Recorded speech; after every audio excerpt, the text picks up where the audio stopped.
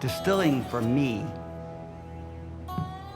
it's not just about making whiskey. You know, this is something that our family's done for generations. I mean, it's our legacy, it's our pride.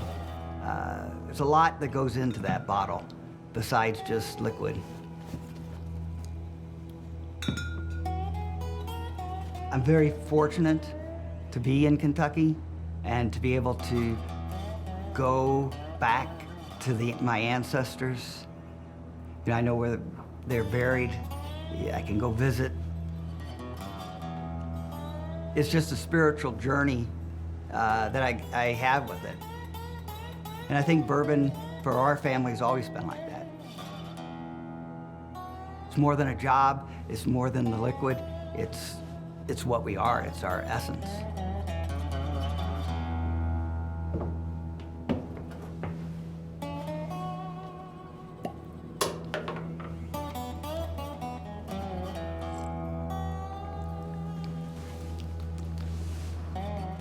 I'm Stephen Beam, and I'm the master distiller of Yellowstone Bourbon.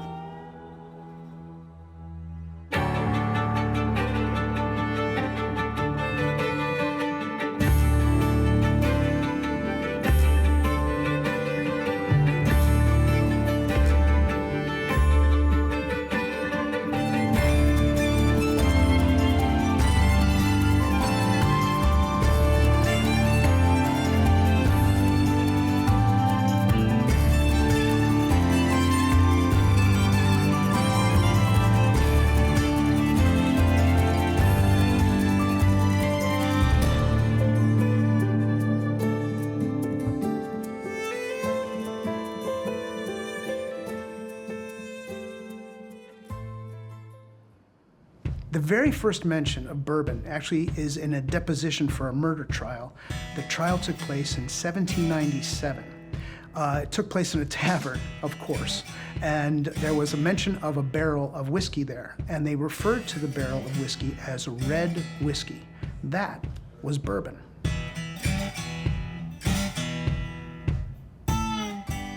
Bourbon is the American whiskey. It's the American spirit. As a matter of fact, you can't make bourbon anyplace else than America, the United States. The Beams are intrinsic, if you will, to the entire bourbon industry. I mean, it was Jacob Beam, I believe, that was the very, very first whiskey maker. We're still in the late stages of the 1700s. We haven't even fought the War of 1812 yet, and the Beams are making whiskey. That is a legacy that is unmatched by anyone making whiskey in America today.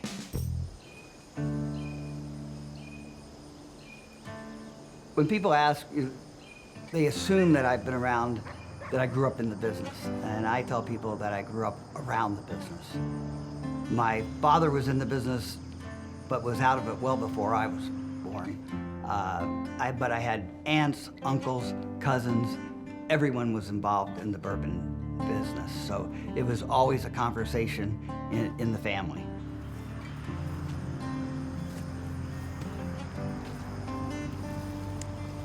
One of the things that I was always passionate about was horticulture and plants. I gardened as a very young kid and had a greenhouse when I was 13 years old, grew exotic plants. I loved growing things. Come on. Life is so unpredictable because where you think you might be 10 years from now, you can be 180 degrees. I knew I had always wanted to open a distillery, but the time was not right. Everything was geared toward large distilleries, nothing was geared toward small distilleries, and there wasn't a lot of interest in, you know, crafted items. I was in the restaurant business for 10 years, and it was fine. But I kind of felt like I had bought a job. Kept looking back, kept coming back to the distillery. There was an organization called ADI. I went to one of the conventions and I was hooked. So that was in April. And by October, I had sold my shares of the restaurant and started the journey to opening the distillery.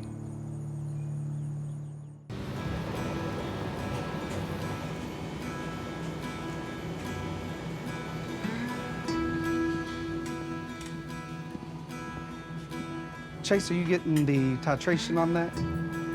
Yes. awesome. Good.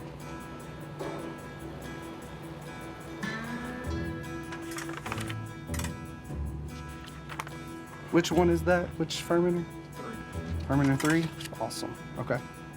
What we're doing here, we're trying to get our acid titration here so that we can see what types of bacteria may be present in that mash. The acid titration lets us see organic acids that are being created by bacteria versus the alcohol that's going to be created by our yeast.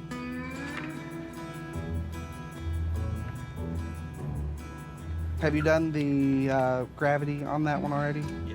Okay, yep. You've got your gravity listed, you've got your bricks listed. That's awesome. Looks good. So my family has always been hard workers. My mom and dad, my brother, they're all in the bourbon industry. When I grew up, Dad always made sure that we knew if you were gonna do something, it was worth doing it right the first time or not doing it at all. Making bourbon is hard work, but it's a simple process. The hard part about making bourbon is being repeatable and consistent and following the procedure, doing things the right way, not trying to cut corners, not trying to look for an easy out. The process is simple. It's just grain, water, and yeast, but the details are where all of the complexity come in.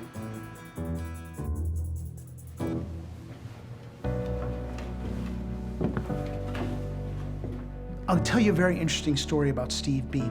When he first starts getting back into making whiskey, he wants to carry on a family legacy. He does something that I think is so incredibly creative. He comes to the museum here, and he's looking around for something that he knows was donated a long time ago, 40 years ago. There was a yeast jug that was donated to the museum. We still have some yeast jugs here, but none of the distillers have come back to see if they've got what we would call the family yeast. So what he does is he takes the jug and he takes it to a University of California laboratory, and what they do is they're able to clone the yeast that his grandfather used to make whiskey. There is nothing like that on the landscape. It is the most wonderful story, and it really tells you something about his level of dedication, because that's second to none in the industry. He's literally a genius in just taking that one move, that legacy yeast, and making his product out of that. I think it's just absolutely spectacular. One of the many hats that a master distiller wears in a small distillery is a master blender as well. And so what I'm doing today is I'm blending our next introduction of bourbon. You can see these are all different profiles that I'm going to blend together, and there are almost an infinite number of combinations, and there's not really one right combination, but I try to find the best combination. And for me, I always have and always will make whiskey that I like to drink, and hope other people do as well. And so far it's worked out pretty good, so let's taste through these. This is the first one I'm tasting here, and on the nose there's honey, some brown sugar, pretty basic or pretty classic Kentucky bourbon profile on this one. What the frustrating part is, this one may have a fantastic nose, but when you blend it in with the other, it completely disappears.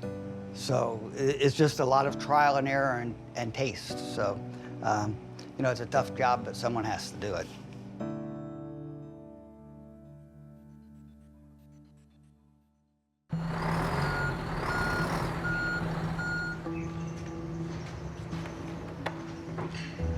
The thing that I know most people here that work here, me included, we take a lot of pride in knowing that we have seen this product from the second the grain comes into our bin to going into the mash tank and being able to be distilled twice. And then our distillers fill it into a barrel. We literally roll the barrels ourselves onto barrel trucks. Once a week, we ship a truck over to Lux Row. They get aged. 4 years pass, which most of us have been here that long, we're then able to see our product, right, get put into production and get put into a bottle. And then we're able to see it in a shelf. So we have a lot of pride in the small and uniqueness that we have at Limestone, to say that we've started it literally from start to finish.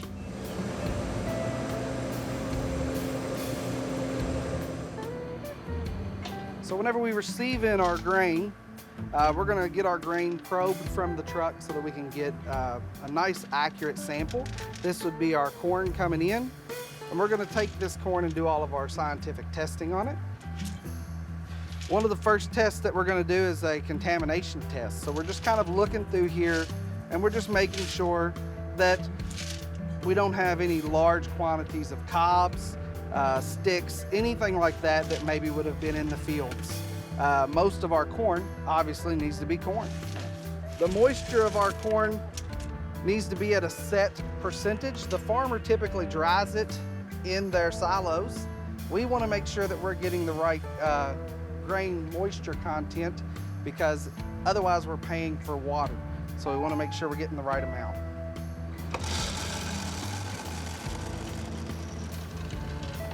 So for us, we want to be below the 15% moisture, and this sample here is in range. So we are accepting this corn. We want to make sure that we don't have any organisms growing on this corn, like aflatoxin. Aflatoxin is a common thing that will occur to corn once it sits out in wet weather. We want to make sure that we have the best corn we can possibly have. So we're going to take our black light and shine it into our corn. We're just looking to see if we have any really bright green reflective spots. So I don't see any reflective spots on this corn. So this corn here is free from aflatoxin, and it is accepted. When you take a sip of Yellowstone whiskey, remember that you're tasting a legacy that's gone back probably 100 years, if not longer. I remember Yellowstone was named after a national park, okay? So I think Teddy Roosevelt, I want to say it was like 1912, 1915 that he institutes the National Park Service. So we're looking all the way back past 100 years to something that really wasn't made and was disconnected, if you will. Nobody knew that it existed until Stephen Beam had this inspiration to get this yeast jug and see if he could clone the yeast that was being used to make Yellowstone bourbon more than 100 years ago.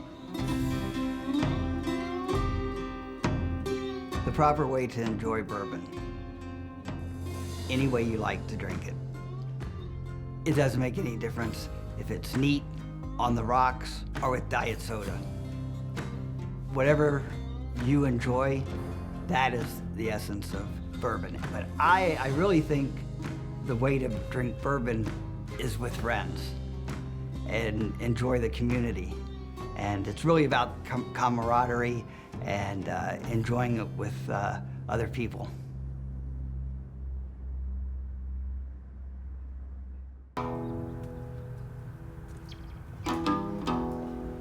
So this is New Hope, Kentucky, and it means so much because this is kind of where my family began their journey in Kentucky. The house over here is my grandparents' home. That's where I would come spend summers. We came every Sunday when I was a kid, had family gatherings there, and it's kind of sad to see it in this state of repair, because when my grandmother had it, it was pristine. There were great big shade trees this time of year. There'd be Boston ferns on the porch and potted plants that she loved so much, and flowers. I think that's one of the inspirations for me liking plants so much, was all that growing up around all those plants that she had. But I remember, this very fond memories, all the hills back over here, especially as a kid, coming from the city. I grew up in the suburbs of Louisville, and you come out here, really wasn't much to do other than just go out and fish and hunt. A lot of memories that the kids today don't have like that, and I think it's a little unfortunate. So this is St. Vincent de Paul, New Hope, Kentucky, and some of my earliest memories are here. I remember an aunt who got married here, and that's one of my earliest memories. It means so much to our family. My grandparents, great-grandparents were founding members of the community, the church community, and you look around and, you know, stained glass windows with my great-grandparents' name on them, my other great-grandfather over there, J.B. Dant, who was the founder of Yellowstone. So like I was saying, that, you know, there's so many different elements of our family, you know, invested in the church and the community. The Bowlings, Birch, Dants all came to Kentucky in the 1780s. So they were here before Kentucky was a state and helped build this area, which was the thriving area of Kentucky at that time. A lot of people don't realize that in the 1780s, Kentucky was the western frontier. I think it's kind of fitting, you know, to be here today. And 254 years ago today, Daniel Boone first came into Kentucky, and he said, heaven must be a Kentucky kind of place. And, you know, I kind of get what he meant.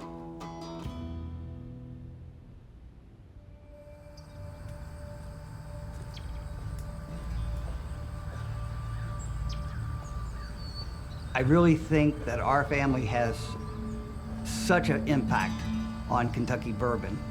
You know, I was following great men who did great things in the industry. I don't even try to say that I'm going to be as good as they were. My grandfather, you know, spent his entire life in the distillery, and I refused to call myself a master distiller for at least 10 years until I felt like I had mastered it.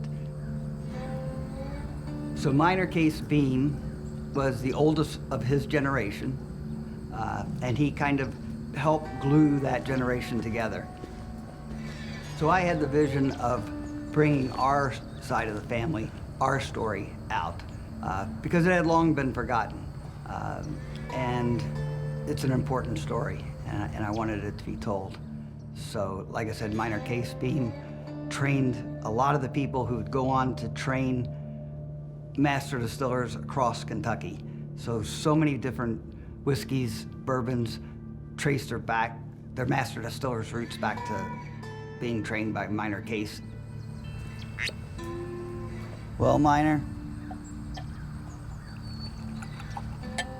it only took 100 years, but we're back in the game. Here's to another 100.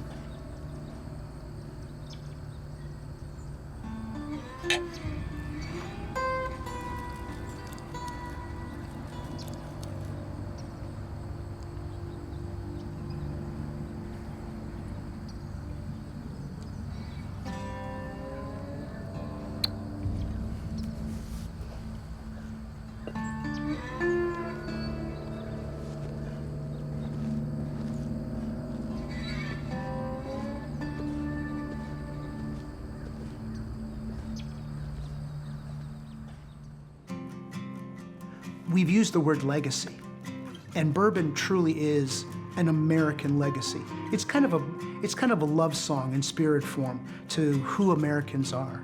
It's not just the color and the flavor and the process. It supports communities. It supports shopkeepers and business. It supports towns. It supports churches. It supports neighborhoods. It supports the people that work in the distilleries. And the nature of the industry today has really kept the promise, if you will, of the American dream by moving forward, by becoming the juggernaut it is today, and by making something that is so uniquely and identifiably American that there's nothing like it on the face of the earth. Distilling, for me,